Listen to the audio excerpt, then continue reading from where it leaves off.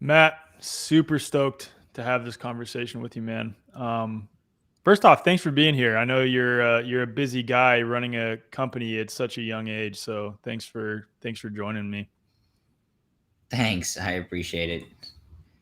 Yeah. Thank you for having me. I'm happy to be just able to speak and finally connect. I think we've actually been trying to put this one on the books for a long time. Yeah, like at least over a year now, and then I had a Yeah. conflict and you had a conflict, and here we are, third time's the charm, or fourth or fifth or sixth or whatever. But so I want to kind of jump right in, and like it's funny because you see a lot of as our consciousness becomes more and more disconnected and distracted, and we become so more immersed in technology, it's like this weird culture now where everything is reels. Like people's attention span cannot go past like a 90-second clip. So you oftentimes see people are using like the most extreme catchy forms of marketing in order to entice people to go deeper on certain things. So I was scrolling on Instagram, this is like 6 months ago, and I came across a podcast that you were featured on, and they're asking you questions about sunning the areas where the sun typically doesn't shine. So let's go into that first. Let's go into sunlight, and then I want to get into raw optics, and I want to get to the light inside, and that's kind of the title of this episode: the light within and the light outside. So I want to talk about all things light. But so how did you come to discover the the reality that light is so much more than we've been led to believe, and that it's really almost like a form of nourishment, and you could say nutrition for our vessel?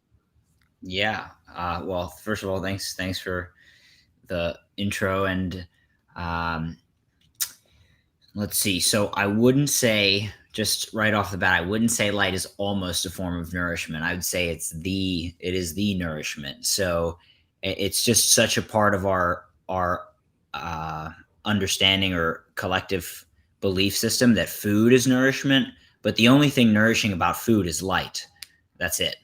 There's nothing else about food that's particularly nourishing. I mean, there's taste and there's this and that, but the thing that makes the energy in food or that makes food useful for us is the light that's stored in the food, in the chemical bonds of the food. So it's the thing that has the lights, the force that has the power to uh, structure and organize proteins in a living system, which we can then consume. So in the food, obviously, there's the fats and carbs, which we use for fuel, and that's directly uh, light energy when we break those bonds apart. But then proteins as well are something that would have been built in a living system under the influence of light. So light is the nourishment for life on Earth. And I got interested in this because I spent a lot of time following a traditional path to try to heal and trying to feel better. I had a lot of health issues as a young kid, gut issues, allergies, headaches, and I just accepted it actually because I didn't really know any better. I thought it was genetic. What am I going to do? But anyway, once I started getting really bad breakouts of acne in high school as a young teenager, I was like, oh gosh, like I'm not going to accept this one. And I started looking for everything I could. I came across a bunch of diets. I started doing a bunch of diets like the paleo diet when I was about 13 years old. And that definitely made me distrust the system, so to speak, because I was like, oh my At gosh, 13 years old, though. yeah, 13, 14. I was in my Wow. freshman year of high school. So Wow. I was 14, but it And was how too old are you now? You're like 22, 23. I'll be 23. 24 in August. Yeah. So basically, yeah, that was the intro. And when I learned about paleo, I learned about this concept of epigenetics that the different authors would speak about. They basically say, "Oh, like listen, you can actually change your gene expression by changing your diet." And I thought, "Oh, that's pretty interesting." Um, like it makes sense to me that I could actually that genes aren't fixed, right? That you can actually change the expression of your genes. It just made sense. But the conclusion was erroneous. The conclusion was that, or it was false. It was basically that the number one lever to modify your epigenetic, expression of your genes is diet. And so I believe that because I kind of was sold by the pitch, and then the hook caught me, and I was like, okay, I saw the fly on the fishing rod or on the the line, and then Yeah. I hit it, and the hook. Well, you probably had some tremendous healing just by adopting the paleo diet because like what I could speak to for me is literally the exact same thing. My wife, I've shared this a lot on the show, was diagnosed with lupus and rheumatoid arthritis under the care of conventional allopathic medicine for 9 years. When we got married, she started adopting a paleo slash whole 30 diet, so just a more strict version of paleo, and saw drastic results in her healing. So we were under the impression for 3 4 years that it was just like, simply just changing your diet, but it's much deeper than that.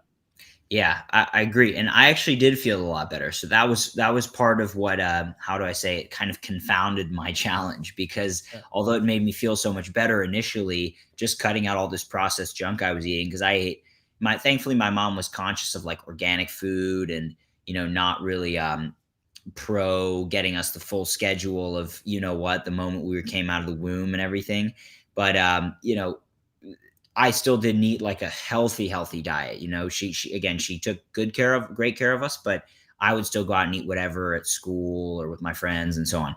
So cutting out a lot of that stuff was great, but I think for me, it turned into like orthorexia, like some sort of obsessive eating disorder in a sense, where Yeah. so I felt so much better that I thought, well, I'm still having this or that symptom. So I became so obsessed about the foods I was eating, thinking that they were the thing that was going to basically influence my health. So I gave away all my power to food, like Yeah. 100%. And so many people do this, which is why I think our conversation today is so important, to give people awareness about why that's not the be all end all.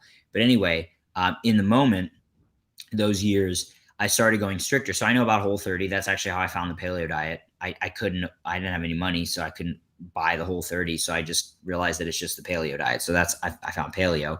And then I learned about keto, and then I learned about the autoimmune paleo, and I got pretty strict on doing autoimmune paleo, which is extremely restrictive, like no nuts, seeds, nightshades, nothing that could stimulate the immune system, on top of paleo, which is already cutting out all grains, legumes, processed dairy, or all dairy, depending on the version, and all this stuff. And it's just so funny, like looking back at it for me. But anyway, so I became really, really obsessed with this.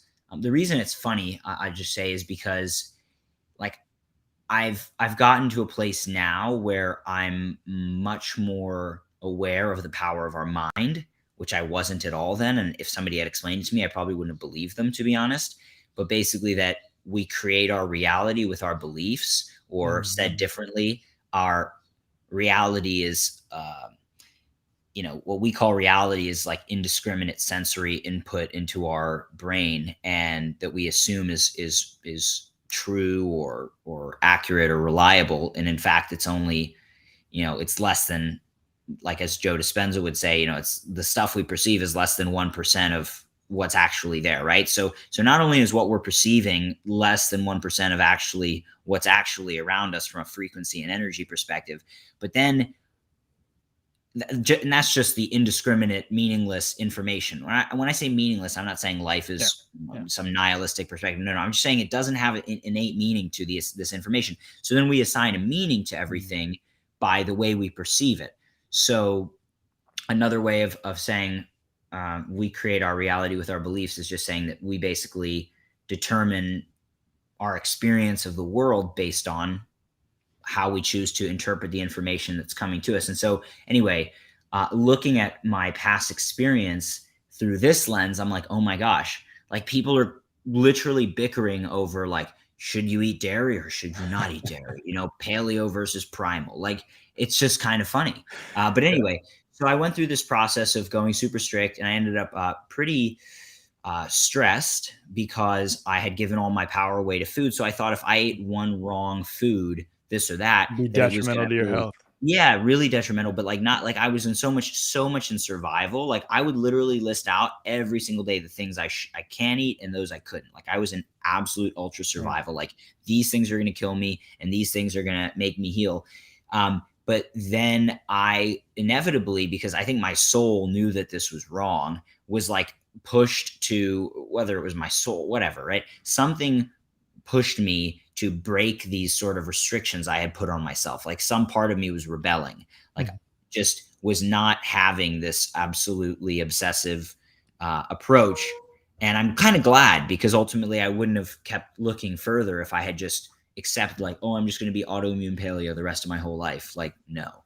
Yeah, and Thank. it's interesting too because I've talked about this quite a bit that when when people sort of wake up to the harms of the modern industrial agricultural industry and the pharmaceutical industry and just the medical system at large, et cetera, some people will then take that understanding of how the body really operates and or even just like a surface level version of it like, oh, okay, organic inputs are better for me versus like non-organic GMO pesticide sprayed ones, of course, but then they sort of adopt this fear-based belief surrounding their health where it's like instead of being afraid of a germ or instead of being afraid of like getting sick by way of the conventional approach, they're then so scared of avoiding toxins and avoiding these things that then become obsessive, which is unhealthy in and of itself, right? Yeah, I agree completely, and I'm really glad that you bring that up, because and that's where we're going.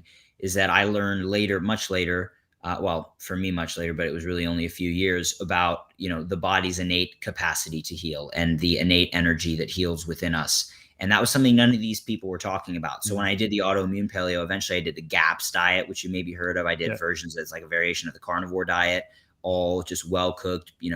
For those who don't know, well cooked bone broths and really well cooked meats, really easy to digest, gently, yeah, really well cooked vegetables, if any, just that are really easy to digest. And the idea is healing, taking all the stress off the gut so that the gut can heal. And it's all based on this model that the gut is the most important thing for biology, which is really, really popular and really, really not the cutting edge anymore. I mean, people, everybody thinks that's the cutting edge, but the real cutting edge is light and mitochondria, which is what we should talk about, and we'll get there. But anyhow, in my opinion, right, the gut. Not to say the gut's not relevant; it's obviously relevant. There's all these microbes; they influence the brain influences the gut. We make serotonin.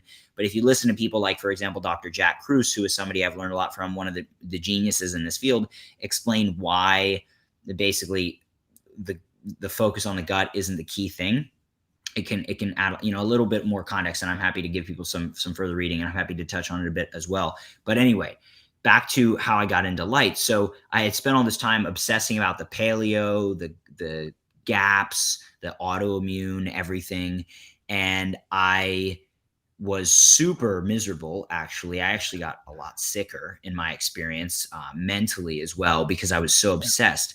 And I felt miserable. And I actually ended up kind of, in a sense, with a severe eating disorder, because I would go from these super strict diets to kind of eating one thing that I was technically not supposed to. And, this was when I was 15, 16 years old. So also like kind of emotionally developing, sensitive, kind of like not sure about life in general. And then you throw all this on top of it. And it's like I'd make one mistake, and I'm listening to these diet, gurus basically thinking, oh, yeah, if you eat one itsy bitsy tiny weeny bit of coffee or chocolate, your immune system is going to flare up. You're going to have to start the diet all over again. Like Yeah, their unreal. the model is completely wrong. But anyway, so all that's to say, and I want to talk about why I don't just want to say it's off or wrong. I want to actually touch on it. But basically, I would then go, because my logic was, well, I failed, so I'm gonna have to start all over. So I might as well just eat all the crap I want to eat for a day or Yeah, two you'd or get like whatever. almost like into a shame cycle. Like I already Yeah, messed up exactly. now. Yeah, yeah, Exactly, and I actually went through that experience, and it was really, really difficult, really, really miserable for me for quite a period of time. I don't know how long exactly, but quite some time, maybe a year, 6 months, a year of like this kind of cycle.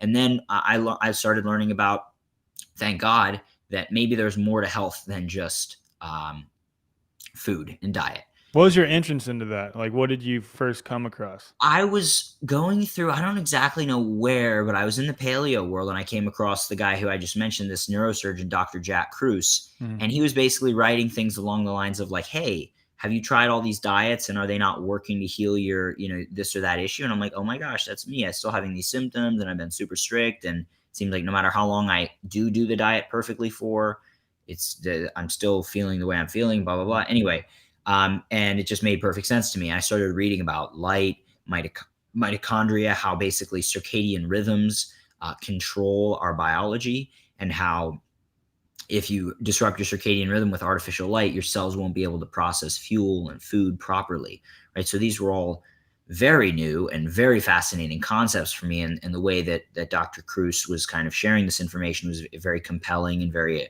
attractive. So I dove headfirst into that world and was like, oh my gosh, this is my solution. But it's funny because if I look at it, looked on the journey, looking back like I was here and then there and then there. And the only thing that was really constant is that I was kind of always at the extremes, right? There wasn't a lot of balance. It was either like extreme paleo or extreme light is the solution. It was always like whatever I found, I thought, oh my God, this is the solution, right?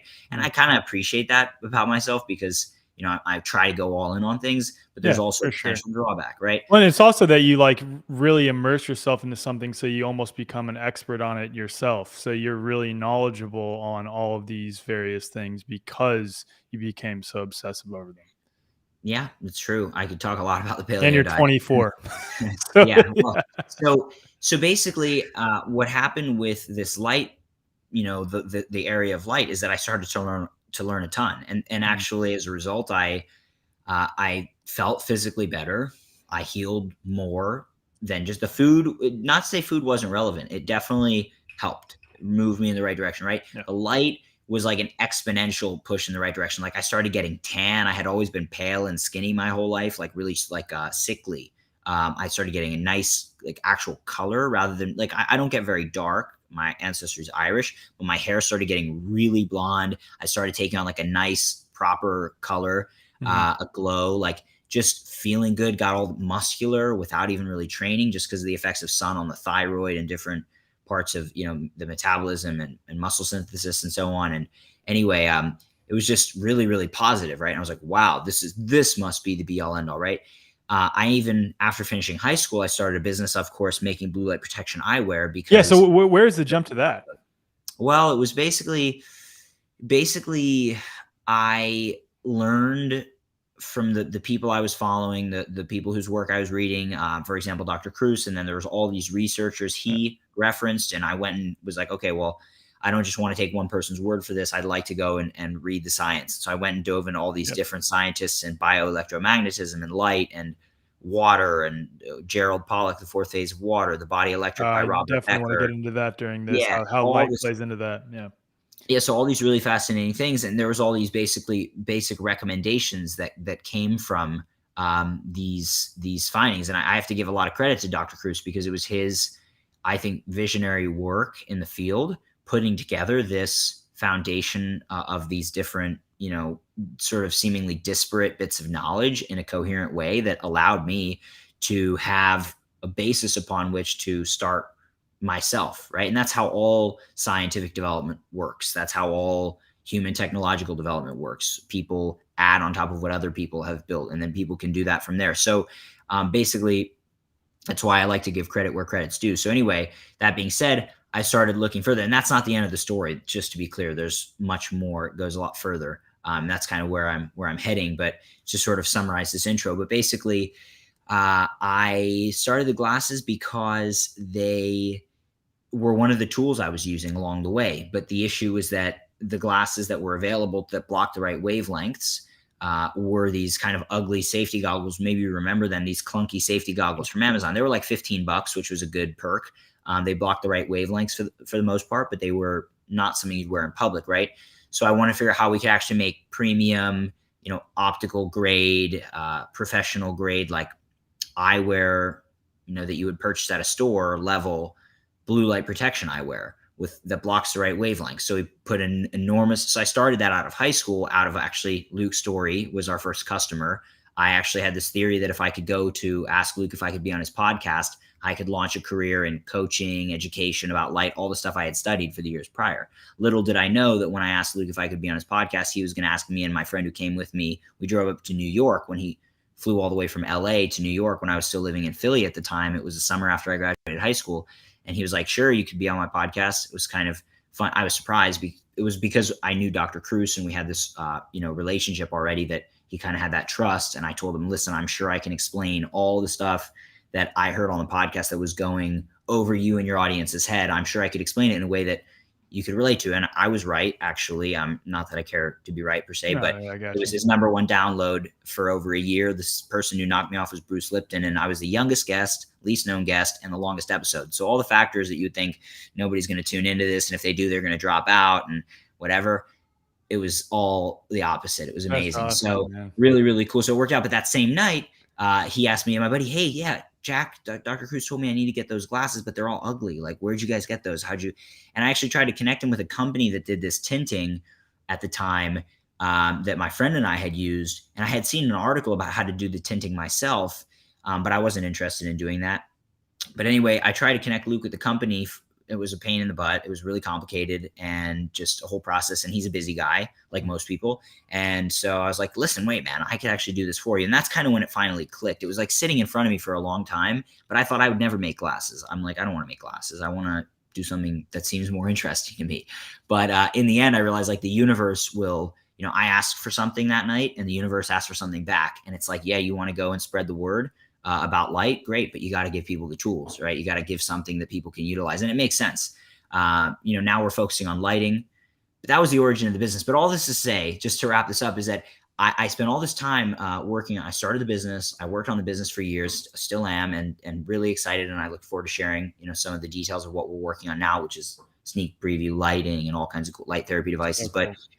But anyhow, yeah, I just had a 2-hour call this morning with one of our manufacturers. It's just really exciting. But anyway, I still felt empty and miserable inside, which is crazy because I had done all this dieting stuff and got all these great raw materials into my body that should theoretically improve my health. If at least I took out a lot of the toxic stressors, right? The toxins and this and that.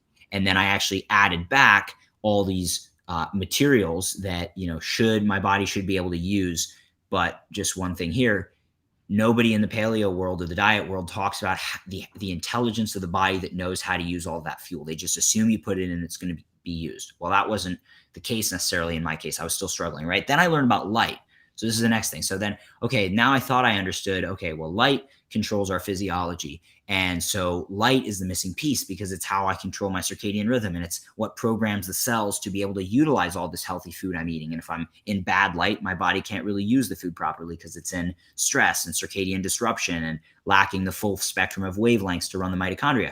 But then even still, after doing that right and getting the hormones and neurotransmitters in my brain working more optimally because of the circadian rhythm, the morning sunlight exposure and blocking the blue light, I still felt actually kind of miserable. And this is kind of the funny thing about it. I felt, better than I had previously, let's say. There were some improvements, right? But after a certain period, 2-3 years into running my business, and then the pandemic hit, I was kind of feeling lonely and I had been traveling partially out of inspiration, but maybe also there's a bit of, kind of avoiding something that in myself, because when you're constantly traveling, it's just like a drug. It's so stimulating, right?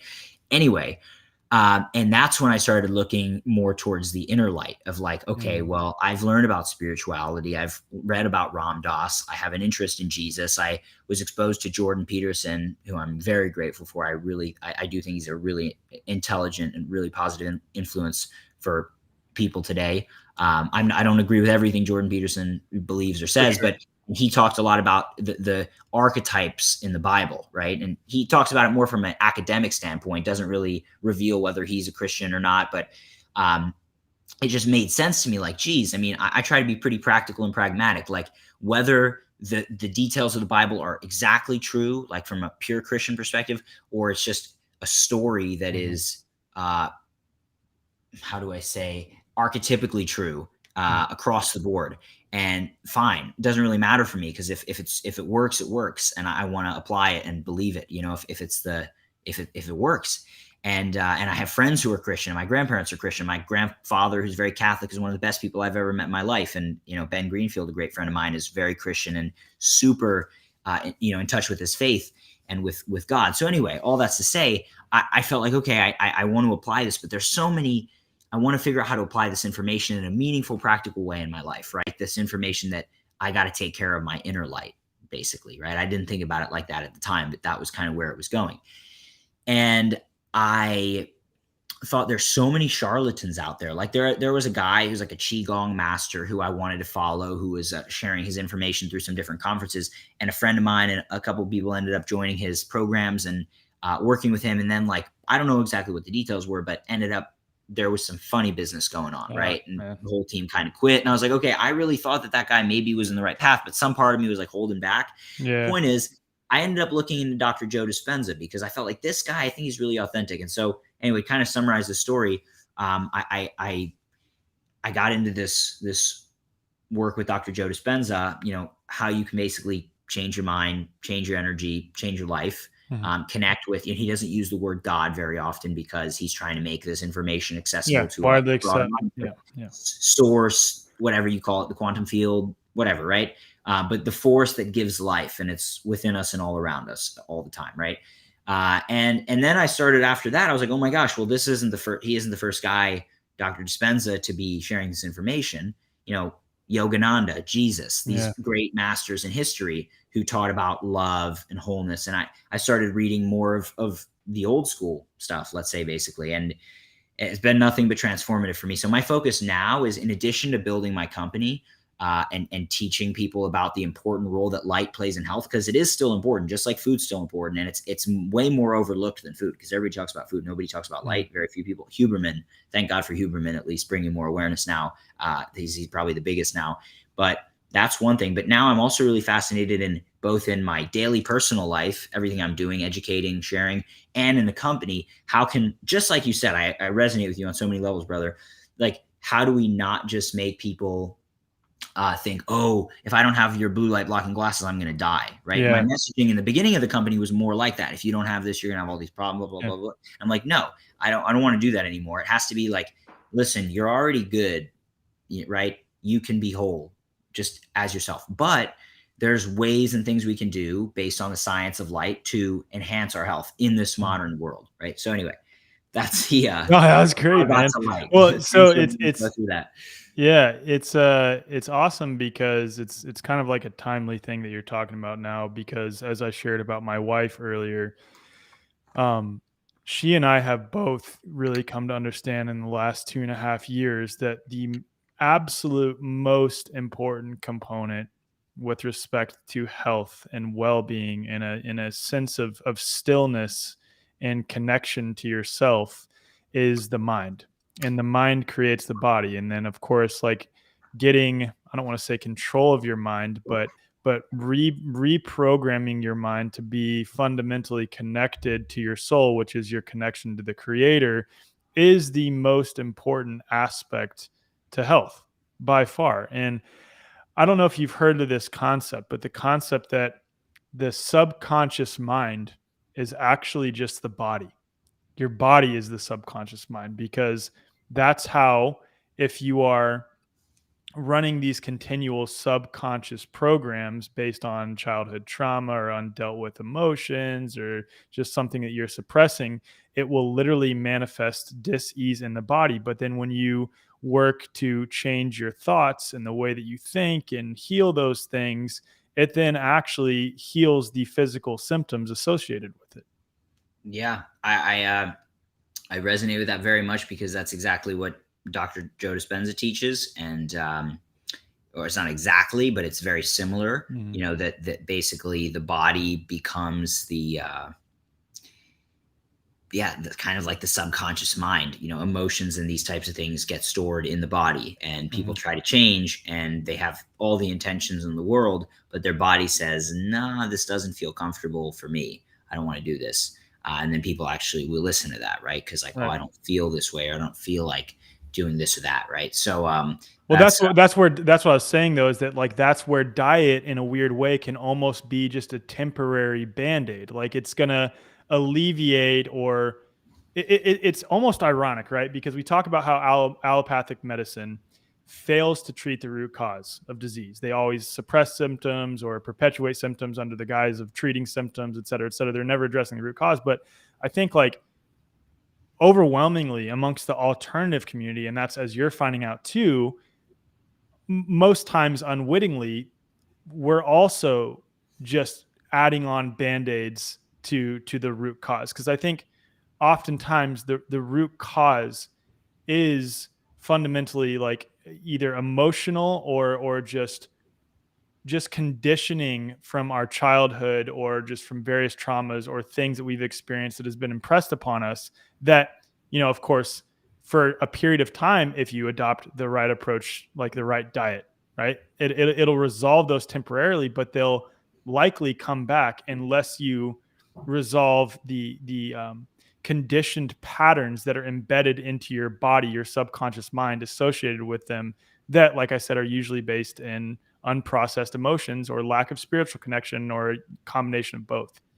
Yeah, I think that's exactly right. And it is very funny and ironic when I look at the health and wellness world in general, because I look at like, okay, based on everything I've learned about light, and I'm not saying light's excluded from this necessarily, although it may be in certain ways, but like anybody who's pushing tons of supplements, it's like the body.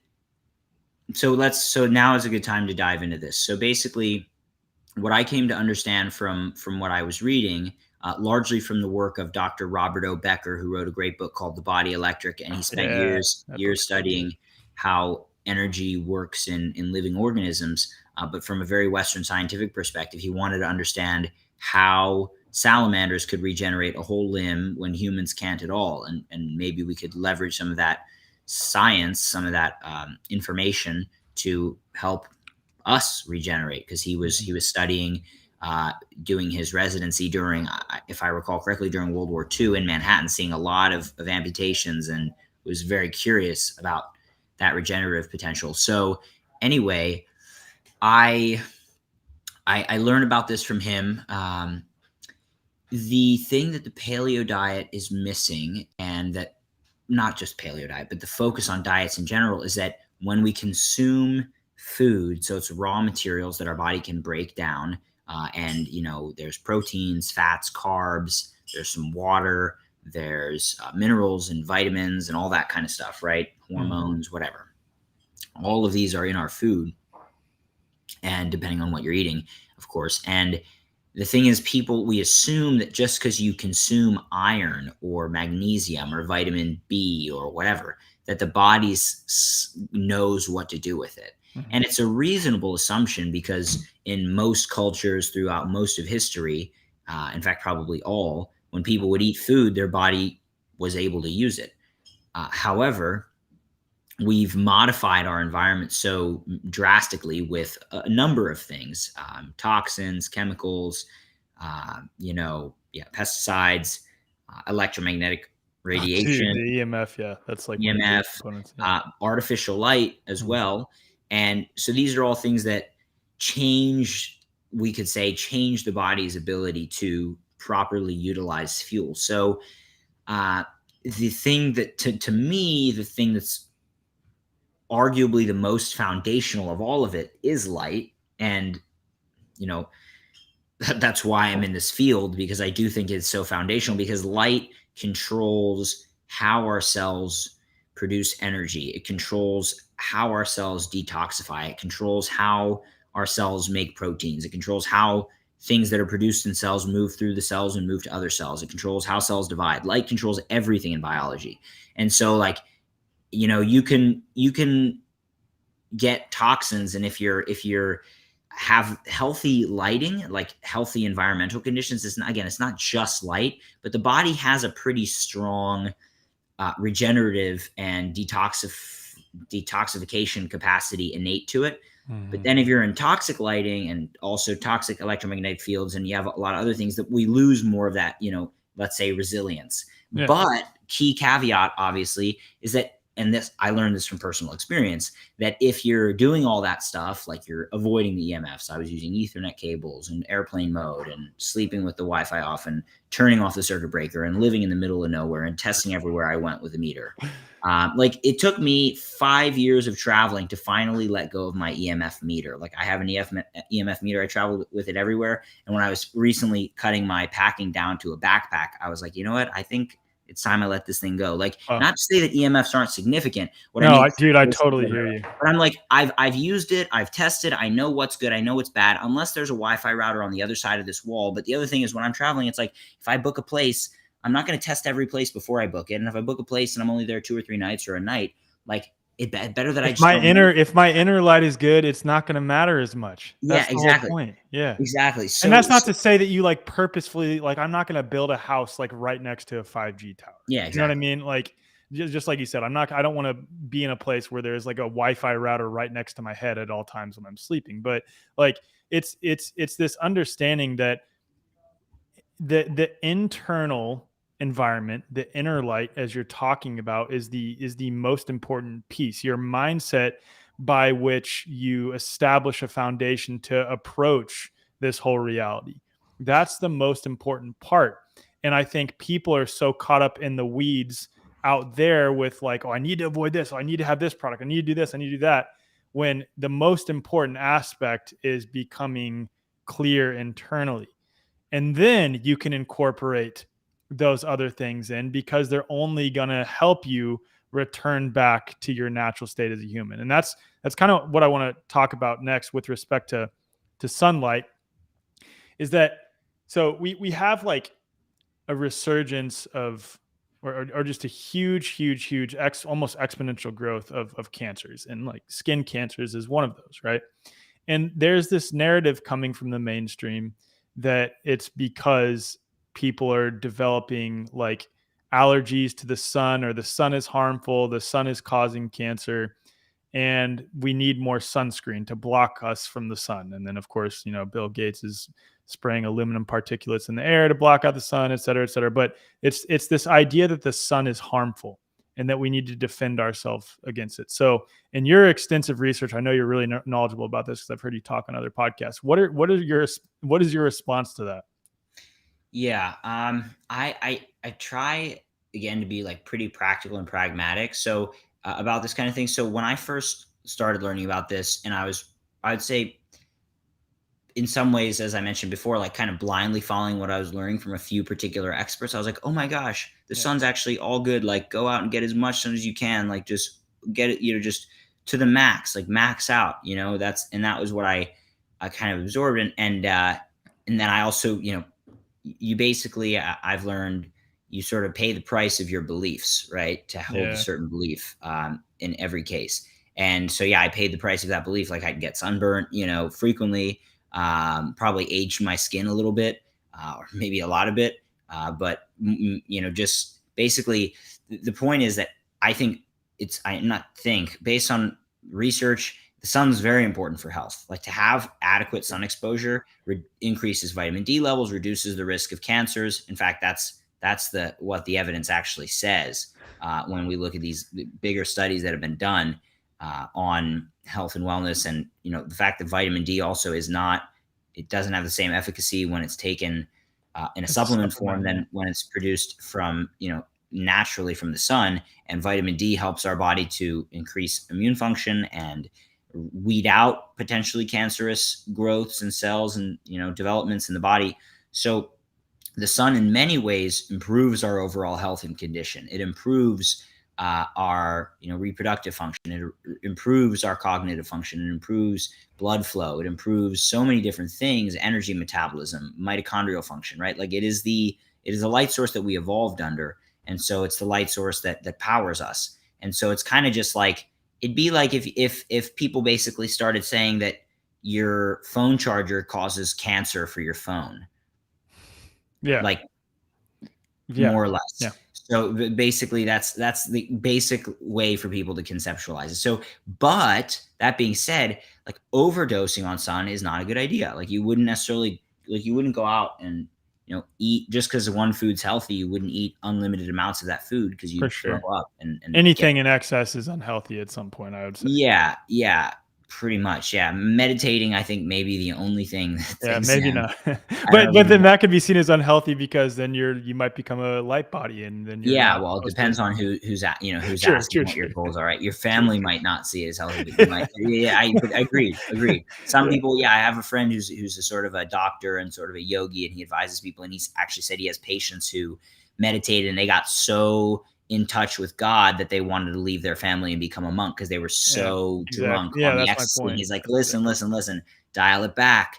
You're a family man in Well, I this just life. had Dr. Robert Morris on, and he was like, just as an example, he's like, yeah, when I eat only fruit, I like legitimately start going somewhere up there, and I can't eat only fruit because like although I enjoy it, obviously I'm supposed to be in this human body for a reason.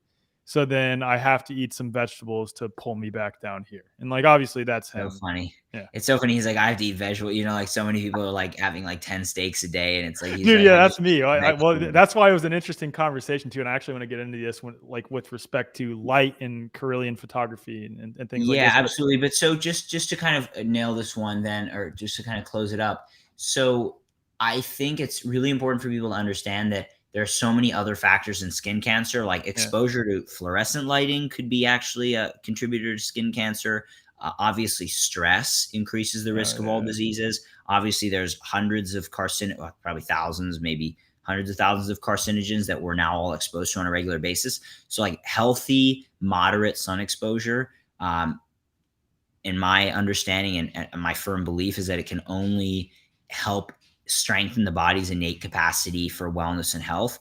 But if somebody has an adverse reaction to sun, they should probably be careful and maybe do some detox of some kind, maybe saunas and some, healthy, natural, whatever. I don't, you probably have a recommendation. I don't, but some you've natural, seen some healthy of the detox. like the things that say diet is what causes people to burn, right? Like if they're eating a really acidic diet Yeah. or eating a lot of processed foods. Yeah, there's different theories about this. Like, to be honest, I don't know the exact answer, right? Because Yeah, the evidence, there's just not super, super, super clear evidence about, specific studies of yeah, yeah. people eating this or people eating that and getting skin cancer or not, or burning or not. But, in general, again, I think we can safely say that if you're eating rancid processed seed oils, you're going to increase the risk of a lot of problems, including probably skin burn, Mhm. sunburn, and cancer, right? So just generally, I could only advise people to eat a healthy, whole food based diet, whether somebody wants to be plant based or animal based. Yeah, I have my own opinions about that, but that's a separate conversation. yeah. So anyway, I bet they're similar to mine, but yeah. that's it. Maybe. Yeah, well, for me, so actually, I want to get into that. Then I want to talk about blue light. I kind of tend to go all over the place, but people enjoy it, so it's all good. So the I had this conversation with Dr. Morse last episode, and I was pushing back on him pretty hard for his belief that like all humans require like the optimal diet for humans is only raw fruit. And one thing that I forgot to bring up to him because he was talking about like the light aspect of fruit, and I don't disagree because I've talked with Gerald Pollack, and Gerald Pollack, I asked him what would be the best source of exclusion zone water in nature if you're not able to source it directly from spring water, and his thoughts were likely just eating fruits or drinking fruit juice. And I was like, oh, that makes a lot of sense because they've been charged in the sun. That's like giving them the natural structure of water that is then coming with something that's been charged by the sun. But with respect to light in food, if you look at like Carillion Well, if I may just photography, interrupt briefly yeah, on go ahead. Gerald's point, he's very extremely intelligent. I've interviewed him too. We've spoken a couple times. He's a really, really smart guy, and his work I think is very groundbreaking. He mentioned he has a few other books on the way, and maybe they've even been released by now. But anyhow, I've come to believe that the best source of that water is what our mitochondria make. In fact, this is something Dr. Jack Kruse told me years ago. But what our mitochondria make is the lowest deuterium water, and also, yeah, likely I would say the best for what our body needs, most easily structured.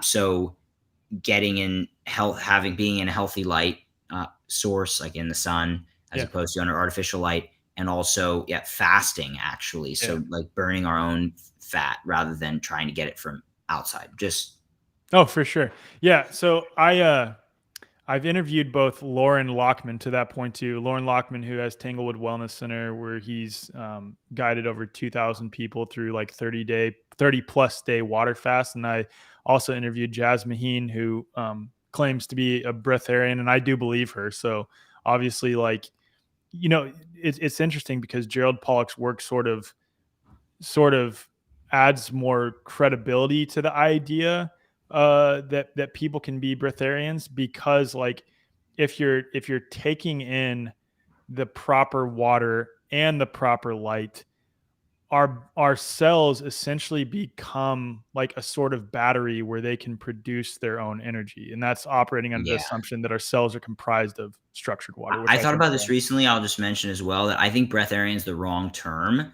I think solarian is the correct term Yeah, that these people are looking for, because like when you're breathing, you're still burning generally oxygen. You're combusting oxygen and hydrogen fuel, which is fat or carbs. So it's either from food or it's stored on your body, but you're still burning it. But the difference would be somebody who's able to utilize light energy to light. Yeah. supplement, because there's actually evidence that ultraviolet, or yeah, the infrared and red light, it helps to improve our body's production of ATP independent of the food.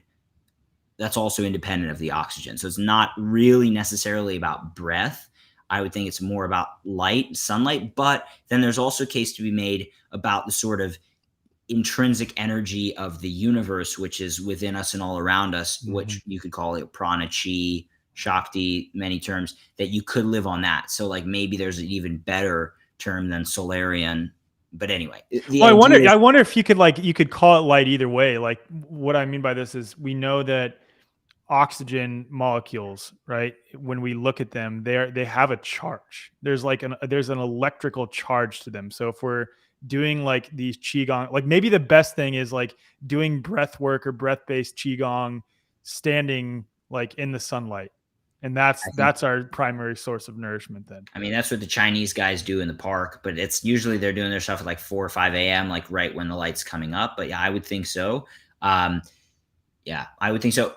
But solar refers specifically to our sun. Mhm. So if it was light, it would be like lux. So like a luxtarian, a luxarian.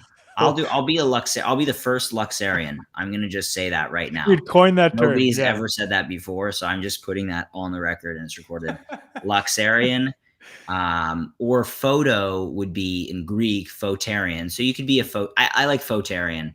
I don't know. I kind of like Luxarian a little bit. Luxarian. That sounds Luxarian kind of sounds cool. cooler, but I want a photarian. And then somebody who just eats, pho, that I'm a photarian. It'd be spelled the same Sometimes way. I'm a Futarian. I really like pho noodles, but then sometimes I'm Yeah, a Futarian. Like yeah, I yeah, switch yeah. back and Anyway, forth. so Luxarian, I like that too. It sounds something like some Atlanteans, It does. old It just sounds society. like very etheric. I don't know. All right. Anyway, But so the point that I was going to bring up with respect to like meat. So I told this to Dr. Robert Morse. Like I primarily eat raw meat.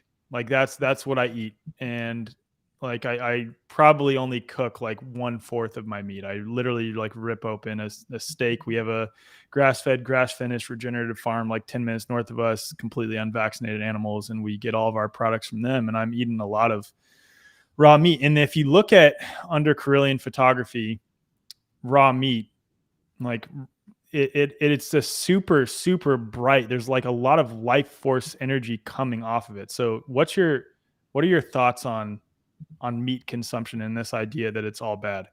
yeah, I figured we would differ here. So basically, I I used to eat a ton of meat, like a Mhm. lot of meat. I cooked, not raw though, to be fair. I ate like pound, 2 pounds per day. And mm, I gained a lot of muscle mass from this. I didn't necessarily feel phenomenal.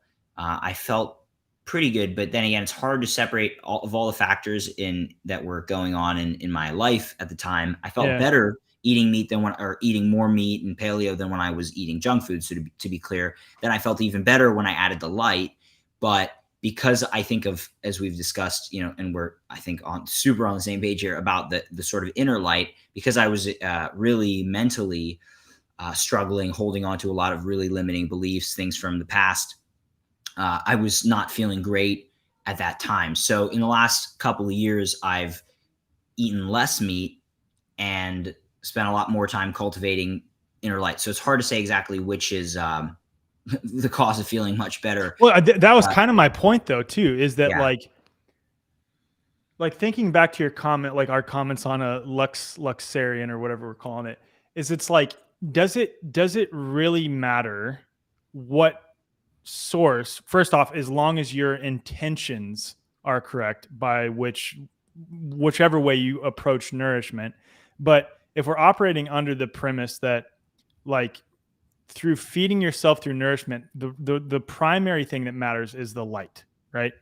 So does it really matter which source of light it's coming from, as long as you're taking in adequate amounts of light that then feeds your inner light? I think it does. Okay, So to answer your question, I would say I have to kind of give some context. So I gave some context already. I can just share my own experience, and then that leaves people to understand how I came to how I think now, and then people can make their own conclusions. I don't have any interest in getting people to think any particular way. for sure. So basically, I don't even have an interest in people convincing people to buy my glasses. Honest to God, because like people are, love them already, so we're cool there. But it's what I mean. Like if it benefits and it works with people's life, great, and I know it works. So, but that being said, regarding food, I used to, again, like I said, I was paleo, I was autoimmune paleo, I was GAPS, I tried a little carnivore, hated it, to be honest. I don't hate anything, but I did not like it. It did not sit well with your body. Didn't suit me. Even keto, I never felt really great keto. Anyway, so I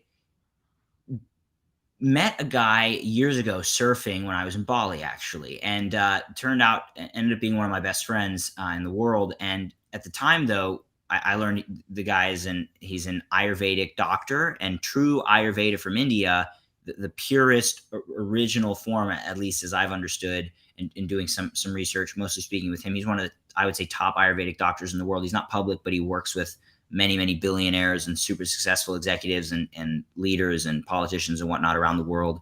Originally Russian, but spent a decade plus living in India, studying there. And anyway, when I first met this guy, I was kind of convinced that meat was the way and that vegans were a huge problem, right? And it makes sense because, like, I find myself very much in the middle still, because when I look at most people who are vegan, you see it's you can't miss it. Like really sickly looking, really pale. There's a lot of mental disorders that There's a lot of typically go along. exceptions to that, though, And there are many exceptions. I brought up to Robert Morris because it's a weird thing, and if you had the context and had listened to that episode, you'd understand really where I'm coming from I'd with love this. to.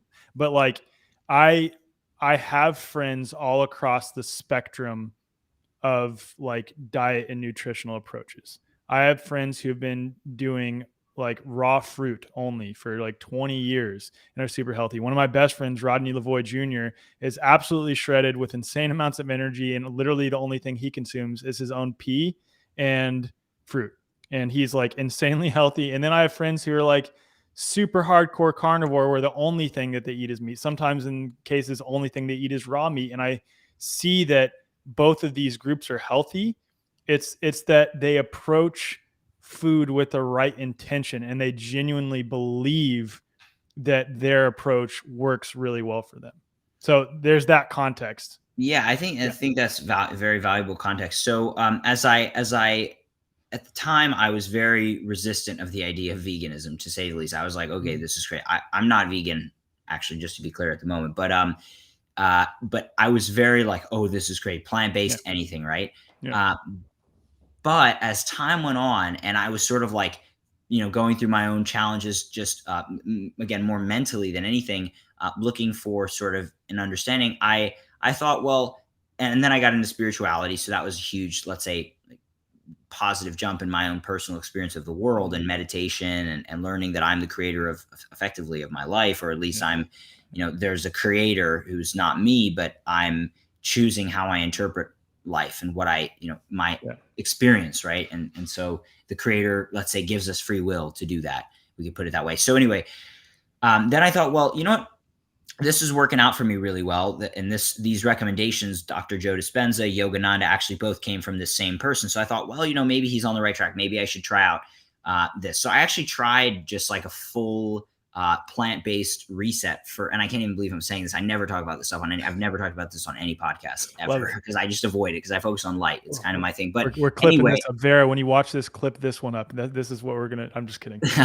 No, clip it up, please. But I actually felt really good. I felt really light. I particularly felt light. Now, transparency, I lost 20 pounds of muscle mass going from, and I don't weigh that much. So that's a lot. I went from like 165 pounds, 165, 170, without a lot of working out, just eating meat and being in the sun a lot, to like 145, 150, just with that change. Right. And I don't have a problem with that because I'm not really particularly concerned. I'm still quite, let's say, like I'm not going to take my shirt off right now, but I would say solid muscle mass. Just comparing to people who aren't necessarily out active, but I'm not like a bodybuilder. I'm not interested in doing that personally. I don't think that's a good use of my life force energy necessarily. There's some benefits to lifting weights and all this, and so that's actually something I want to try a little bit more. But to get absolutely ripped just for the sake of it, not for me. I have friends who do that, love them. And I'm sure they're enjoying many benefits of that, but also they're, and they know that there are long-term costs to that. It's not, but anyway, so I had a really positive experience, and I thought, there's nothing for me wrong at this point in my understanding with people who want to eat meat or eating meat in general. But I just personally started to feel like I don't really have a strong desire to eat meat. And like particularly pork. I don't know why. I'm just like, kind of grossing me out. But and just that's just my own personal feeling. But Alec, to again try to answer your question more clearly, like the only thing that I could see as an issue when you're talking about what you asked the question, like which source of light does it matter? From this Ayurvedic perspective that I've gathered from this doctor friend of mine, there's the idea, and I'm not saying it's true, but there's the idea that, we take on the energy of what we consume. For sure. And so according to ancient Ayurveda, apparently it was like very much encouraged and sanctioned that the warrior class back in the day, the Kshatriyas, would consume meat because they needed that energy to go out and kill people. Now, unless you're in the military or you're a high level athlete who actually needs that energy for what you do, or if you want that energy for what you're doing in your job or whatever, then maybe it makes sense. If this foundation is true, which I kind of think it is. I think that makes sense. Energy. Yeah. So for me, like I'm at a place right now, I don't eat a lot of meat. So just to be transparent, again, I've never talked about this on a podcast. Like I'll occasionally have some chicken. I'll occasionally have some fish. Although I acknowledge that from a nutritional standpoint, chicken's inferior to even like beef. Yeah. But it's, to me, for whatever reason, like a little chicken, a little fish kind of seems to work for me at the moment. And then I have to say, like, and this friend of mine, he's fully vegan and encourages me to do the same. And I'm like, I love cheese too much. I love eggs. Like I love these things a lot. And so that's a tough one for me. And I think my body wants these nutrients that, if you cut out meat, it's one thing, but if you cut out even the cheese and eggs, like things that still have those amino acids and a lot of those nutrients, B vitamins and whatever, then you start to put yourself in a tougher spot. But I'll say this buddy of mine and his wife, they've had a child that they've raised completely vegan. And years ago, I would have thought that was absolute child abuse based on everything I read from paleo, like that these vegans need to go to jail for raising their kids. But like, this is the healthiest, most vibrant child I've ever seen in my life. He's my godson, actually. And I'm like, okay, like there's got to be more to the story. Like 100%. I don't know if they supplement with because B12 is the kind of that's the thing people say though, dude. But I know, and I said this with Dr. Robert Morris, and Dr. Robert Morris is a perfect example. Like I know so many people who are vegan or literally like fruitarian, like I said, and they don't supplement with B vitamins or B12 or anything like that, and they're completely fine. So I think our body, I should have to cut it on this because I really think our body can make these things, or if it can't make them, it can find alternative pathways to run everything the way it needs to work. And that's why, so like, I'm glad you asked the question. I'm glad I shared that because, I'm happy to share this information. Yeah. I don't know if I'll be, if you ask me, where do I think I'll be in like 10 or 20 years? I honestly, personally think I might be like fully vegan. But the thing people have to get their focus off of is the agenda of vegan. Well, and also because that's the thing amongst like the freedom community or the truther community, whatever you want to call it, is like, they automatically equate like, oh, veganism bad because Bill Gates and there's soy meat and all that stuff. Yes, exactly. Don't touch that stuff, dude. It's just funny. So you find the middle path, but like what I'm trying to say is that if you and again, I can't believe I'm saying I've never shared this before. If 10, 20 years, why? And by the way, I wouldn't actually be vegan per se in name. Like what what I mean by that is maybe if you looked at my diet, you'd say, oh yeah, he eats what a vegan eats. But I wouldn't necessarily want No, to you call don't have to myself a label vegan. it. Yeah. I would probably be a Luxarian. And what I mean is like, if I'm living more on light, I really do believe that the food you're eating. So this goes back to your original question. I believe it matters less and less and less. You have people like Joe Dispenza, who, in all fairness, he is a absolute, in my opinion, like a legend. He is, in my view, probably the most evolved Western spiritual master alive. I shouldn't say most evolved, but he's one of them, right? He is an evolved spiritual master. Exactly. Absolutely. There, Eckhart Tolle, there's Byron Katie, there's many of these sort of Yep. like really, really wise, enlightened or realized, people. And he is, I spent time with him just last week at one of his week-long retreats, and I got to spend some, get some one-on-one time a little bit, just chat and connect. And he's just radiant, right? And he drinks wine and eats meat. And he makes fun of it. He jokes about it from the stage, like that people try this gluten-free diet and then they're miserable. And then they turn the gluten-free food or the whatever proteins into gluten-free fear proteins, or they eat organic food, but then they're in fear and they turn it into organic fear proteins in their body. And it's funny in the moment, but it's true, because like you could be eating a perfectly organic diet, but if you're living in fear and stress and survival, that's what you're doing. So about the diet, like I wouldn't ever, I don't think I would ever be vegan or eating only plant-based foods for the purpose of that. I would hope that I evolve my meditation and evolve my energy, that I'm basically a Luxarian. So we're going with it. That's the term. I'm a Luxarian. And if I decide to eat any food, it might be just plant foods because they work with me. Right. When they all see, this is also an important point too, is like going back to what Gerald Pollack said, like the fruit is being charged in the sun. So it's going to be filled with an insane amount of light itself and water.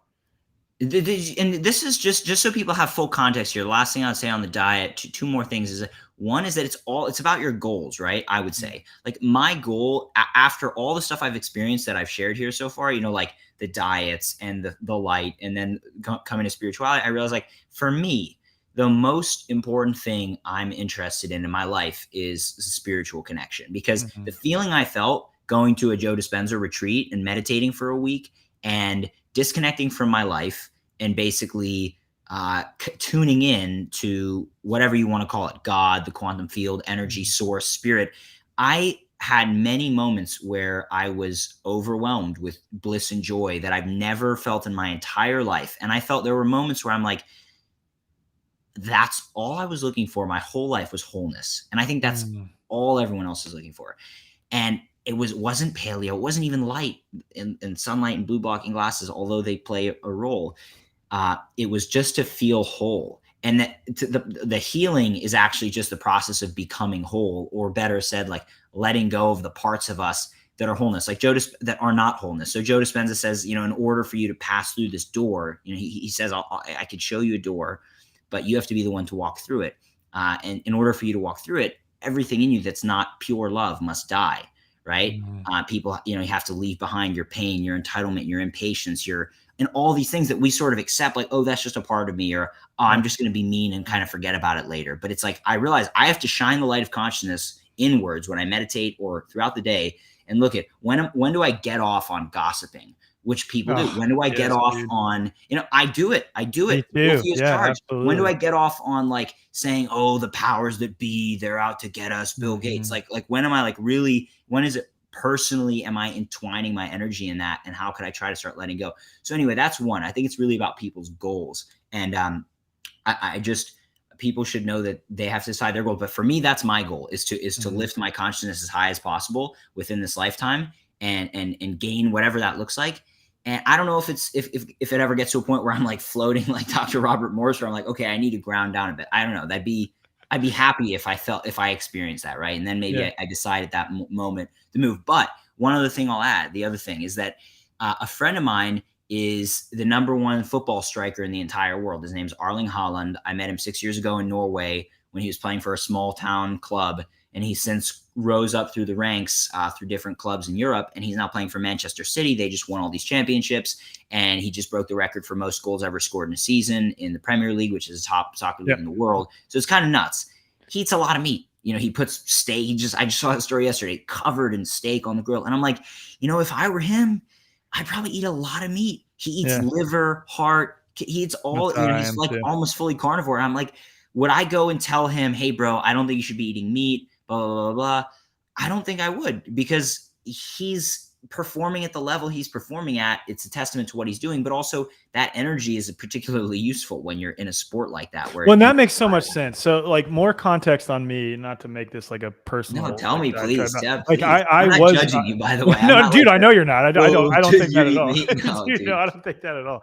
But like, so I do a lot of Olympic lifting, and I've been an athlete my whole life. In fact, like, I was a professional athlete. What year is it? 2023. I was a professional athlete from 2017 through 2019, playing on the U.S. national team for team handball, and I've always been an athlete my entire life. So I think because of that, and I box every day, I do Olympic lifting every day. Like, maybe that's why, like, I feel like I feel nourishment. I feel genuine nourishment. My body feels alive when I'm eating animal products. But Mhm. what I did say to Robert Morris is, like, I'm also, and this is going to be probably frustrating to people who listen to that episode. They're like, dude, you already covered this. But last thing I'll say, No, and say then I it, want to please. get into blue light and then get into raw optics.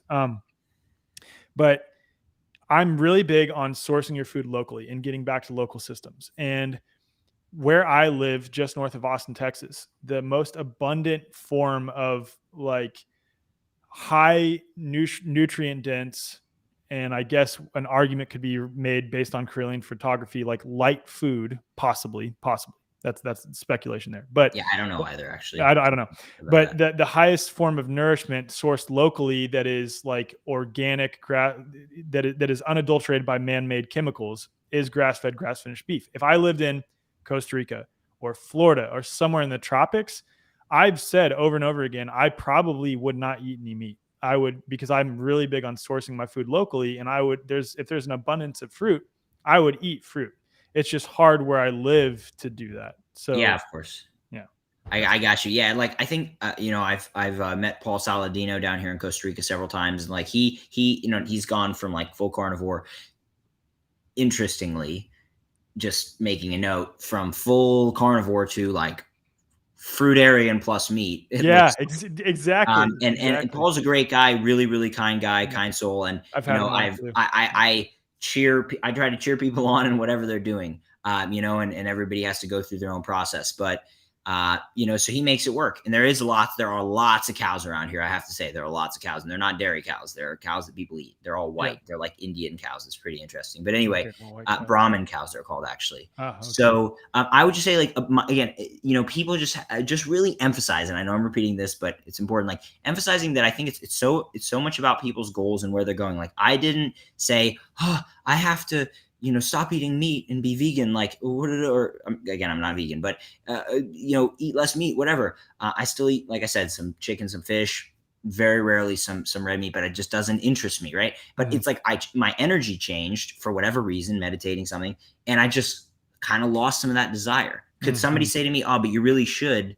You really should eat some meat. And I'm like, yeah, but I did for a long time and I feel great the way I feel. So it's like, okay, Amen. anytime anybody gets, this obviously, brother, anytime anybody gets to a place where they're trying to tell everybody else what they need to do for them to feel okay about themselves, that's where I start to get really like, okay, because I used to do that constantly. Like, that was Mhm. what I did, whether it was about the diets I first got on, proselytizing to my friends and family. Then when I learned about light, like, oh my God, if you don't know about light, you're going to die. But anyway, so let's see, there's one more thing there. I love this thread though. This is good. Yeah, This this is is good. good. Oof. I think we just leave it. So Okay, good. We're good. Let's let's move on. Yeah. let's move on to, so I'm we've glad you established. brought it up, man. Thank you. Yeah, absolutely. So let's talk blue light now, because, like, obviously there is almost objective information that blue light can be harmful. Now, again, it will be more harmful if you have a lot of fear around it. It's like, it's almost taking on the internal approach of, like, does this benefit my body? Does this reflect God as God intended for us to be? Does this reflect connecting most with the natural world and the natural version of myself? And if the answer is no, then I should just approach it with more awareness. That's it, right? So obviously, like, we're using devices right now that have blue light obviously, like, yeah, I'm assuming you have a device. If you don't, like, good on you, because there's very, very, I have very laptop. I'm looking at a laptop. exactly. Okay. So, what has your research shown on blue light, and then why are the products you make with raw optics so helpful in negating the harmful effects of blue light? Yeah. So, um, usually I start with this one, but I'll just put this here so people can have some context. So, when we talk about health, I like to define our terms, right? So, a lot of people talk about health, but they don't really refer to what they're talking about. True. They don't define their terms. So, for me, health, we can just understand very easily health only can exist in a living organism in general, right? The way we're talking about it. You might say there's health in the environment or the ocean's healthy, but for what we're talking about, it's living organisms, right? Mhm. So that means that health itself is predicated on life. And in order for life to exist, you need energy. And the energy for life comes primarily, not entirely, primarily from the light of the sun, right? Whether it's direct or through food that we consume. And so what that basically means is that health, I would say, is the optimal functioning of life. And if life requires, like, one of the fundamental requirements for life to exist is light energy, then health is largely predicated on the existence of light. It's also predicated on the existence of water and oxygen and other environmental factors. It's Mhm. not just light, but light happens to be a very significant factor. It's the primary mover of life, the energy giver of all the reactions happening in our cells. So if we, um, as we exist, and we touched on this briefly earlier, the sun, it's like the charger for the phone. It's the source of energy that we evolved in, that basically sculpted our biology to be the way it is. There's great books about this as well: Light Shaping Life, Biophotons in Biology and Medicine. That's actually talking more about the inner light that makes, that our cells communicate with, but it shows how foundational light is for biology. There's many great books, and I'll send you a list of recs that we can put in the show notes. But anyway, so why would I bring this up? Because everybody's talking about health, haven't defined their terms, right? So we evolved with the sun's light. The sun's light allows us to achieve health because our system evolved to function a certain way, and that was driven by the sun. And therefore, if we change the light source that we're exposed to so that it's not the sun anymore, then we don't have the information, the materials, the energy to keep things running. So, like, life, our DNA evolved in certain environments, and we have a certain capacity to function at a certain level, right? Let's just say.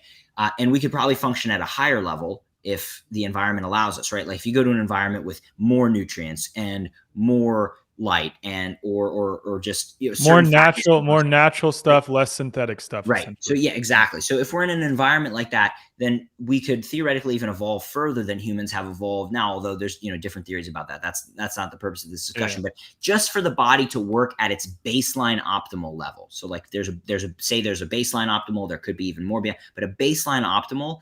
It means that everything's running the way it's designed to run. Right. It's not even like I talk about baseline optimal health, not like it's something to strive up to. It's just something to get ourselves back to, right? Yeah, it's like Just a unbecoming, peeling of the layers of exactly, conditioning to yeah, get back to what we naturally are, which is health. precisely. And with that being said, now people can understand why the sun comes in, because the sun was the energy source powering us at that state. So all of the core functions in our biology that run the way they run derive from that energy of the sun that organizes all of the basically the chemistry and everything in our biology. So I share that for a reason, because if you evolved under full spectrum sunlight, and now you have some at least general loose context, we didn't get into too much detail, but we don't really need to for the purpose of this discussion. I think your audience just gets it. For sure.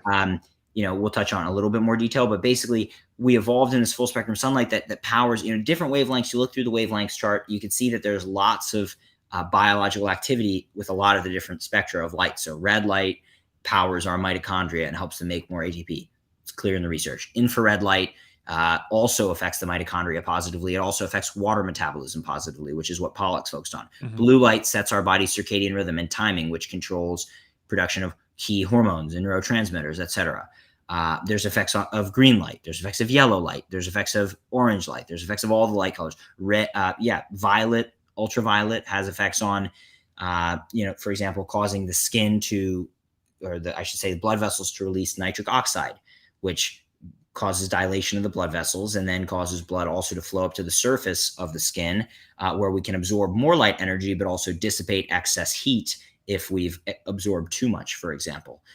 So there's all sorts of different effects that the sun offers us, which if you take a very isolated spectrum of light from an LED, a modern LED, or a fluorescent lamp in particular, we're not getting those wavelengths. So the great not deception. I don't really like that term because I don't want to make it out like there's a malintent here. I don't think there is, at least in the field of light. I think it's just largely ignorance, lack of awareness or lack of knowledge. But basically, the great, I'll just call it a lie, but by lie, I don't mean intentional. I mean just false belief. The great false belief that everybody's holding is that light is just for vision. And it's funny that people believe this, Alec, because like we know from, early education that the sun provides energy for the plants and right? But the false belief that underpins the whole conversation we're having when it comes to blue light, and that causes all the issues, so people can have full context here, is the belief that light is for vision and that's it.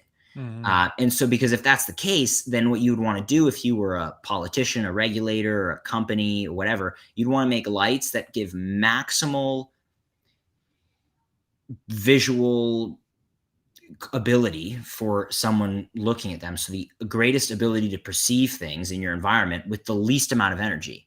And so incandescent bulbs, which are the old school bulbs, which are the healthiest for us, the closest to sunlight of all the light bulbs that we've invented so far, we're working on stuff. But basically, those had lots of near infrared light, which isn't visible. It's actually super important, as I mentioned, for mitochondrial energy metabolism, cellular health in general as a result, and also water metabolism in cells. So it carries a lot of important functions, the different ranges of red and near infrared. And they're now banned, by the way.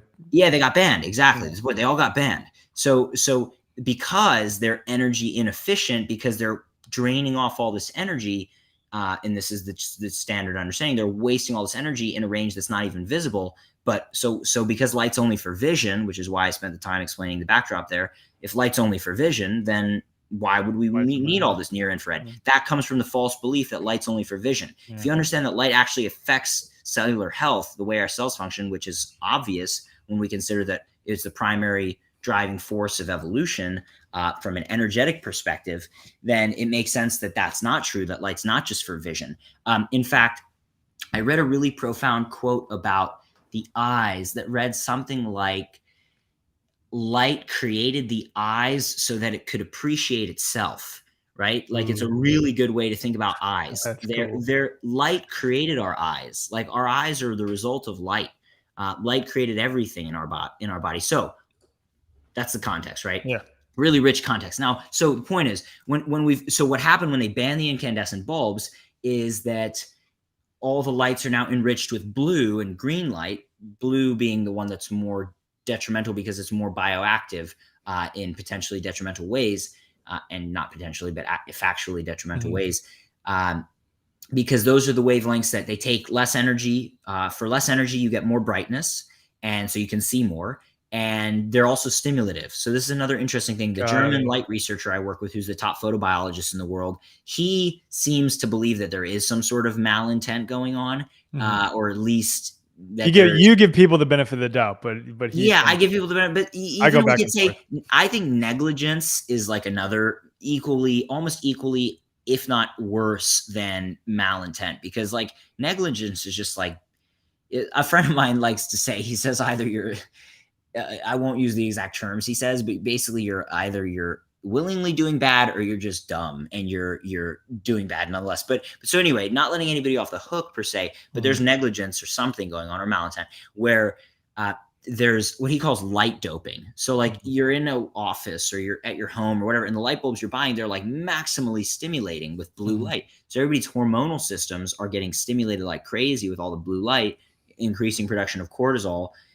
But without the near infrared light, which sort of supports the system, let's say. So it's cool to have a lot of blue light when it's from the sun, because you have the blue, but you also have the full Full spectrum. You have spectrum. ultraviolet, you have Yeah. infrared and red and You're huge not just quantities. getting blue, you're getting Yeah, all the other and ones to balance exactly, it out. and it's supporting your biology. The red and infrared supports your biology. So blue has its benefits, but also excess blue, especially isolated, causes cells to make more reactive oxygen species, free radicals. So that's the full context. So now I'll just tell you a little bit about raw optics, blue blocking glasses. So the people ask me, the number one question we get, well, is why would you wear blue light blocking glasses during the day? Because I think it's very easy for people to understand. Sunset lenses, we call them sunset lenses. They're lenses I for need to blue get light some of protection those, for by the night. way, they're sweet. Yeah, Oh yeah. yeah. So, wait, you say you? I need to get some of those because We gotta hook I you have the up. yellow one. Oh Yeah, my I'll gosh, do it. I thought you would have already had them. Well, we'll hook you up. But Yeah.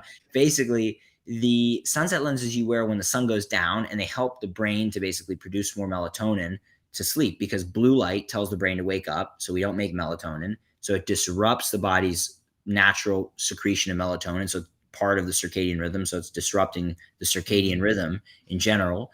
And then so we're not making as much melatonin. So people have a harder time falling asleep, relaxing in the evening, falling asleep, staying asleep, and waking up with energy, because their cells haven't undergone as much repair as they're naturally designed to. Now, some people, they say, well, I sleep really well, irrespective of this or that.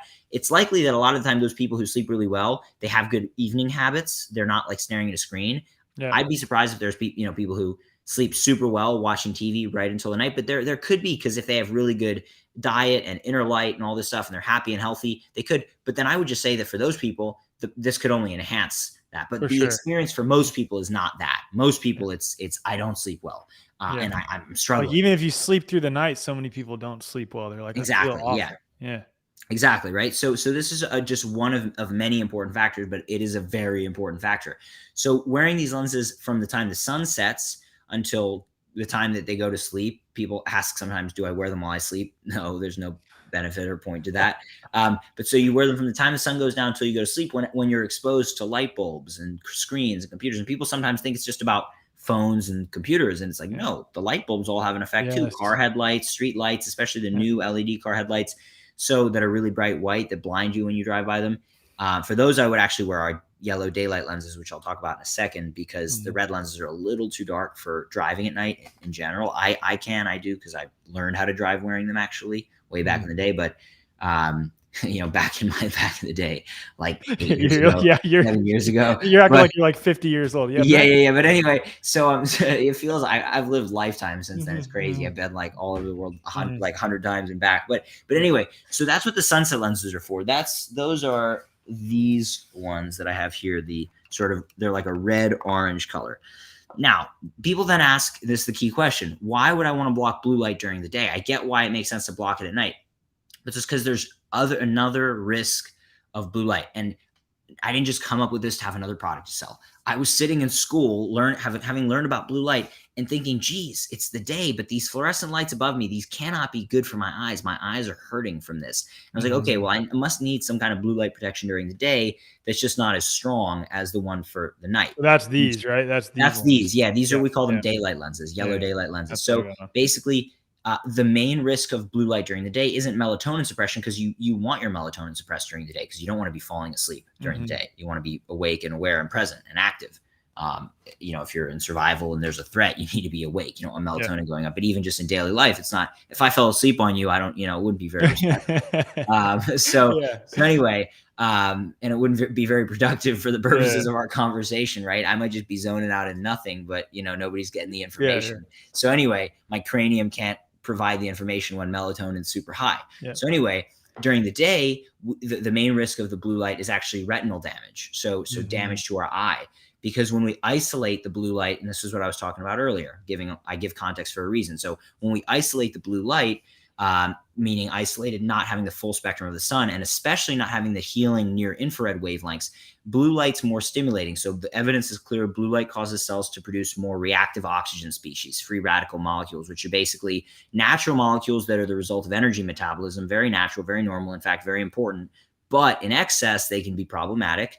And they signal that there's an issue in energy metabolism, basically. But they go around, and there's havoc that they create in cells because they steal electrons from different places. So anyway, near infrared light, when it's present, helps to optimize mitochondrial function and energy production based on the available research, which is now rapidly expanding. So many people studying red and red light therapy and making all these devices now. It's crazy. But anyway, so when that near infrared light's present, there's a lower rate of reaction oxygen species production in the retina, in cells of the skin, of the cells that are exposed to the light, based on actual studies in vivo. Like I've watched live video studies of cells when they're exposed just to blue. They actually have more cell degradation happening a lot faster than if they're exposed to blue with near infrared, right? And it's just because blue is also, it just has more energy. It's more like ultraviolet, which has, ultraviolet can actually burn our skin, but excess blue, it won't necessarily cause a burn right away. You probably could burn your skin with excess blue though, but it would take a lot. But you'll cause, again, more reaction. So it's like more like a slow burn. It's like you'll cause more aging, more damage, right? So all that to say, during the day, the retina is a very sensitive tissue. So it's very important to protect it, because if you can't, two things you could do. You could add back near infrared, and I actually recommend this. I recommend, a buddy of mine, Brian Richards, has a company called Sauna Space. If you haven't spoken with him, you definitely should. He'd be a great guest. He's all deep on the research of near infrared in a way that inspires me, because he knows even way more than I do. And I think I know a lot already about the details of near infrared. We haven't gotten that much into it. But anyway, he makes these great products called Sauna Space. You've probably heard of them. They're like a near infrared light. It's basically like a chicken lamp, and like that's what it looks like. But it's a really high power, specially designed bulb that's an incandescent bulb that puts off massive amounts of near infrared. So you sweat buckets when you sit in front of one of these panels in the sauna tents that he builds. It's like a one-person sauna. You could probably fit two. But anyway, you could add one of those to your room. Like I should have one now, but I'm traveling, so it's a bit bulky to travel with. But to add that back when I'm sitting here would be beneficial. But what I'll do is also block out the blue. So you can increase the near infrared or reduce the blue or do both. And those are like simple things people could do. Or so how do the, sorry, go ahead. No, one more thing is, or you can just open your window and then have the near infrared, because the outdoors, just because of the sun, there's so much near infrared constantly. So you open a window or open a door. I just, for the purpose of this call, I set up my lighting so I have good lighting.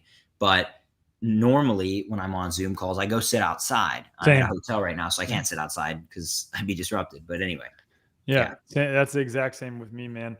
You're going to say, what do these glasses do? Something like that? So how does it actually work, right? So obviously, like, these have a tint on them that makes this yellow. So then that converts the blue light or diminishes the harmful impact of the blue light. Yeah. It's actually very, very simple. So basically, light passes into the lens, and there's pigments that absorb certain wavelengths of light. So they just absorb the light, and then they let the others pass through. So essentially, in the same way that, like, for example, when you look at a black shirt, the reason it's black is because it's absorbing that light that's hitting it and not re-emitting anything. If you look at a white shirt, it's white because it's reflecting all of light. If you look at a green shirt, or like a dark green shirt like I have on right now, it's dark green because it's absorbing everything except the colors that combine to make dark green, which would probably be green, maybe some blue, maybe a little yellow, I don't know, something like that. But anyway, so that's basically it. So yeah, the lenses appear yellow because they're absorbing the blue wavelengths, and pigments hold that. And then the lens, the colors that are passing through the lens are infrared, red, yellow, orange, and those and green as well. And these combine to make yellow. And then with the sunset lenses, they're not just absorbing blue, they're absorbing blue, an even larger portion of blue. These block already about 95% of blue light, but the sunset lenses are basically 100%, 99.99%. There's, if you shine really, really, really intense blue flashlights, which we do in all of our testing because we use very rigorous testing procedures, which no one else uses. We know that because the manufacturers don't have. I've actually watched a video of someone, I think it's a friend of mine, Dr. Leland Stillman, using raw optics actually, and like doing that test and showing like how little they allow through. Yeah, it's great. Leland's great. I met him through the similar community years back. We were both in the kind of same world, still are. Anyway, so you could always, if you have an intense enough flashlight, it'll get some photons through, but very high absorption. But then the sunset lenses, they also block the green light. Now, why? There's not a lot of evidence. There's some evidence that green light also affects our. So this is like what the world would look like through these lenses at night. If anybody's watching the video, this is what my world looks like. Well, Yep. it's not that big of a difference, right? But anyway, so the green light is also more stimulating because it's closer to blue, right? So all light can stimulate. If you're looking at a bright red light panel before bed, I don't recommend that. Bright red light right before bed.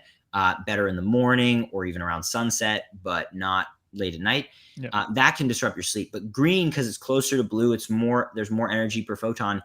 That's very likely why there's also, again, evidence showing that it can influence our rhythms more than, for example, the colors of fire, red, orange, and yellow, which are more warm and calming from a wavelength perspective, from a biological standpoint. So we block the blue and the green. We just know from experience. I know from my own personal experience, testing different hues and lenses and filtration, and also experience of customers now, that the sunset lenses just make you tired, more tired faster. These yellow lenses, although if you wore these in the evening, so if you wore these during the day, there's still enough ambient light that you'll stay awake. I still recommend, though, that people go outside every hour for at least 5 minutes if they're in an office, just to keep that light stimulus, going. Because if you wore these yellow lenses for 3 or 4 hours straight indoors, you might get sleepy because they are blocking the vast majority of blue light. But again, we're looking at it from a protective standpoint. Once you're indoors, all bets are off about the quality of the light. It's not good. So we're looking at it from a protective standpoint, right? And yeah, you might have melatonin, a little bit more melatonin being secreted, or you might get a little bit tired if you don't go outside at all. Although we don't really see that happening because, again, the ambient light intensity is high enough.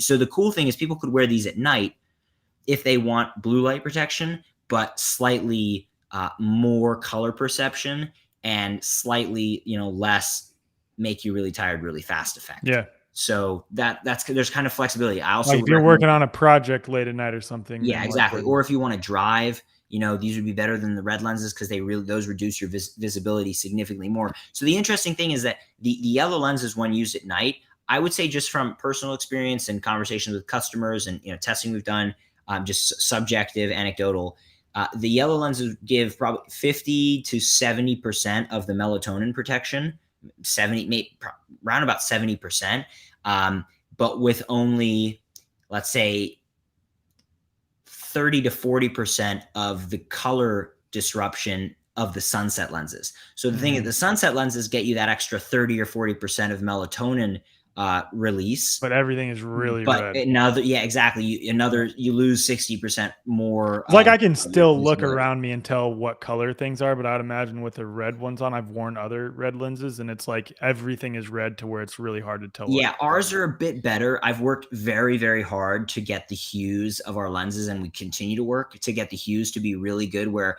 we're like, it's just a balance, right? The technology is very simple, and at the end of the day, it's pigments in a lens.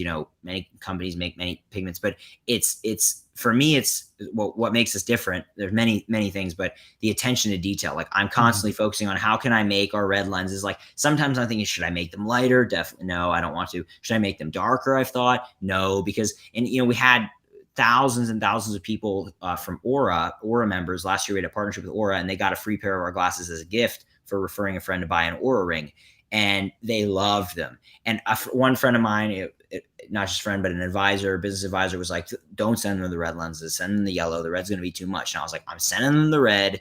It's a sleep partnership, and I want them to see their sleep scores change. And I was so right. Their sleep scores skyrocketed. Wow, that's smart, man. And I don't know if the results would have been as profound with the yellow lenses. They might have been like, I'm not sure. But that's pretty incredible, though, because it shows that it really actually does. Massive. We've had people, even like people from Aura, people who wear Aura rings regularly. Yeah. These are like, they're super loyal customers who took on this free gift opportunity to refer a friend who, they're the most loyal, engaged customers who would go do that. And yeah, they see, we got hundreds of reviews of people who had significant improvements in their sleep. And these were almost unsolicited reviews. They were just like, yeah, this was amazing. So basically that was great. And we've had professional athletes who we sent glasses to who messaged me, like the woman who's been voted 3 out of the last 6 years #1 woman soccer player in the entire world. She's from Denmark. She played for an English team, and now she plays for a German team. And basically, she messaged us. We had gotten her some glasses because she saw the other guy I mentioned to you earlier was wearing our glasses, and he put a story up. And she basically said, hey, I want some of these, blah, blah. So we hooked her up. And she said, "Is it normal that my heart rate variability went up like immediately?" And I was like, "Yeah, we've seen it before." Wow. So it's kind of cool. So there's a lot of real life results. And the amazing thing, it's like a performance enhancing drug that you're just wearing on your face and you don't have to do anything. And then people are like, "Well, why do they cost $164?" It's like, well, we have a lot of expenses involved in making the best glass in the world. Yeah. Oh no, dropped off. Matt, you still there?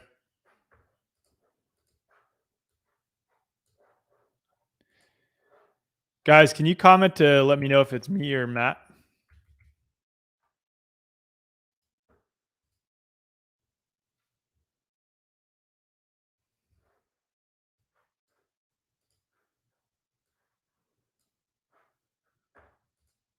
Can you guys still see me?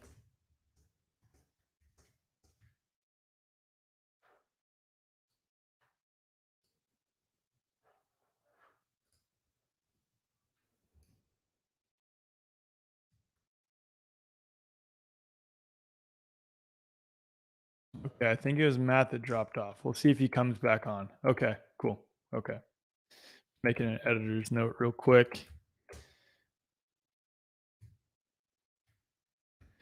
Yeah, so I've been wearing these, like, I try not to wear them on interviews. Obviously for this interview I wore them because they're Matt's product, but these glasses are awesome.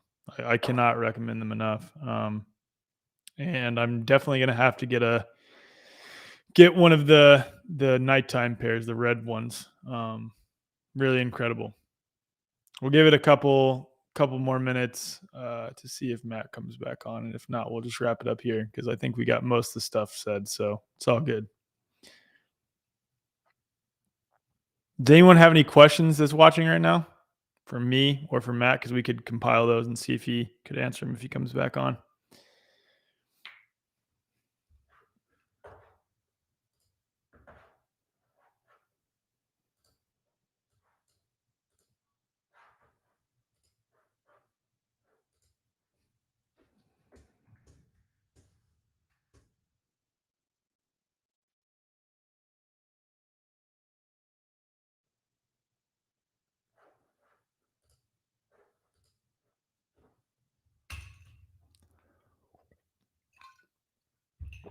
It's fun. You guys get to just hear me breathe.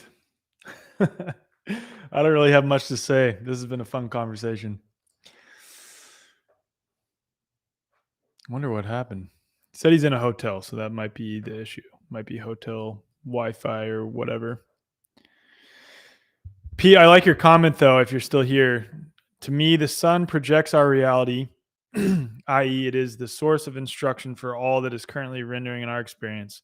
Artificial light is without this higher purpose and opens the door for us to follow our free will and create greater distortion, often leading to a greater sense of separation from the one self.